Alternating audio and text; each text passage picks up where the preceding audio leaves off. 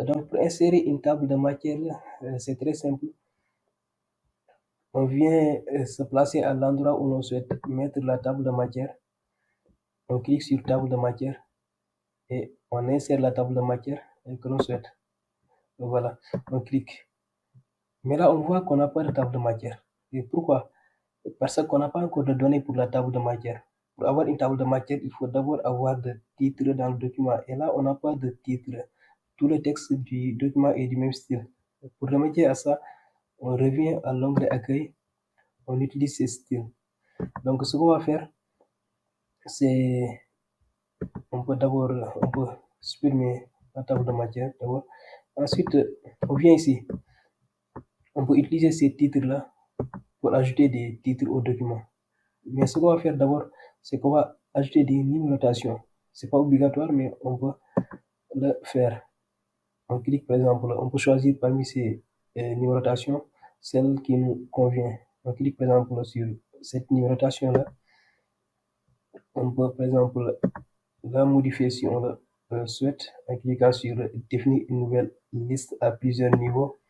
Et là, par exemple, on a notre liste. Ici, on peut modifier. Ici, par exemple, on peut mettre des chiffres romains si on le souhaite en cliquant sur cette flèche. Cliquez sur chiffres romains et on aura des chiffres romains. On peut ajouter des parenthèses si on le souhaite et autre chose. Mais on peut mettre des chapitres, etc. Donc là, on clique sur OK. Voilà.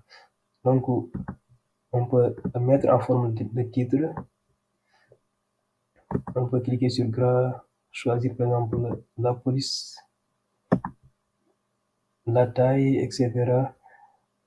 Et la couleur aussi.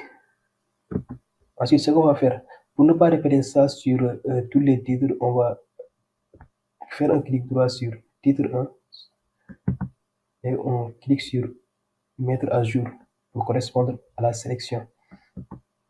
Si on clique, et à chaque fois qu'on va cliquer sur titre 1, on va avoir cette même mise en forme. On va faire de même avec les sous-titres. Par exemple, ici, on a un titre de niveau 2. Donc, ce qu'on va faire, on va d'abord cliquer sur titre 2. On fait toutes les mises en forme nécessaires, gras, etc. On change la police.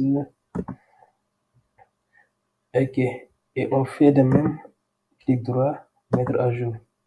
Ici, on a un autre titre niveau 3. On clique sur titre 3, mise en forme, etc. De la même manière, mettre à jour, etc.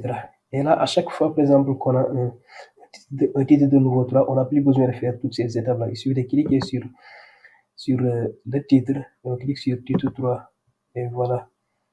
De la même manière, titre 3, titre 3, titre 3.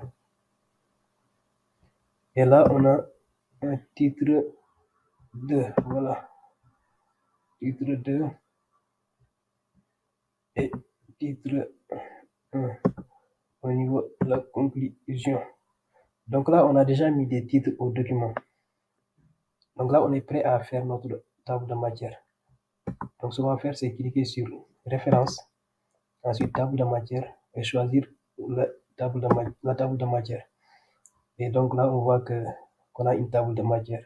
Mais on n'a pas beaucoup de pages dans le document, c'est pourquoi la table n'est pas grande, mais on a quand même une table de matière. Ensuite, on peut modifier la table de matière. À chaque fois qu'on modifie quelque chose dans le document, il suffit de venir ici et cliquer sur mise à jour. Imagine qu'on ajoute par exemple un autre titre dans le document juste avant la conclusion. Titre ajouté. Clique sur accueil. On choisit par exemple titre 1. Donc il suffit juste de mettre à jour toute la table. Et là, on va voir que ça apparaît dans la table de matière.